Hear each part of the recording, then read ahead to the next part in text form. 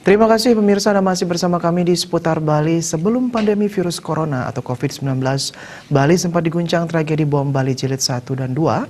Di masa krisis tersebut, desa adat hadir sebagai perekat keadaban, perekat kohesivitas sosial dan culture untuk menjaga spirit kesatuan dan persatuan dalam wajah multicultural. Konsep desa adat yang ditanamkan Empu Kuturan ini telah mampu menjawab dinamika perkembangan zaman Pulau Dewata, karena disitulah modal sosial dan modal kultural bertumbuh kembang.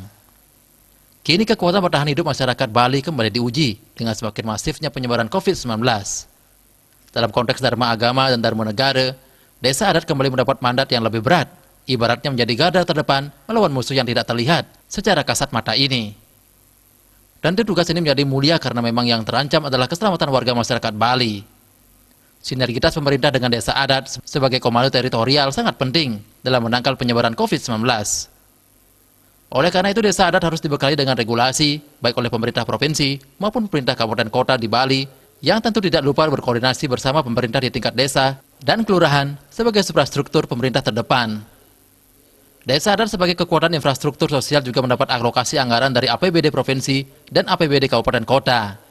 Stimulan ini diperlukan untuk mempercepat gerak dan memberikan keleluasaan desa adat selaku Satgas COVID-19 dalam menyusun perencanaan dan program aksi yang cepat dan strategis. Desa adat nantinya harus melibatkan potensi warga dalam mengolah data guna menyusun pemetaan serta pengawasan sehingga mampu memprediksi serta mengantisipasi tantangan ke depan yang akan dihadapi desa adat melalui banjar adat yang dipercaya akan lebih paham kondisi lingkungannya. Dengan demikian, desa adat bisa mendeteksi dan melakukan antisipasi dini.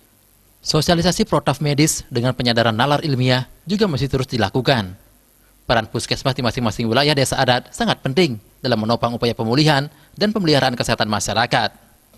Sinergitas TNI Polri bersama pecalang dalam menjaga keamanan serta menegakkan disiplin warga masyarakat dalam menjalankan protap medis dan imbauan pemerintah mutlak dibutuhkan. Berbagai metode pendekatan juga bisa diterapkan dengan harapan masyarakat tetap merasa nyaman dengan penegakan disiplin yang dilakukan. Sebelum menerapkan upaya represif kepada mereka yang membandel, seluruh program diharapkan bisa segera diaplikasikan dan dikoordinasikan oleh Satgas COVID-19 Desa Adat di seluruh Bali. Ini ujian berat untuk membela tanah Bali dan masyarakat Bali. Semua warga Bali diharapkan turut memberi solusi dan taat untuk kebaikan dan keselamatan bersama. Winate Bali Pos melapor.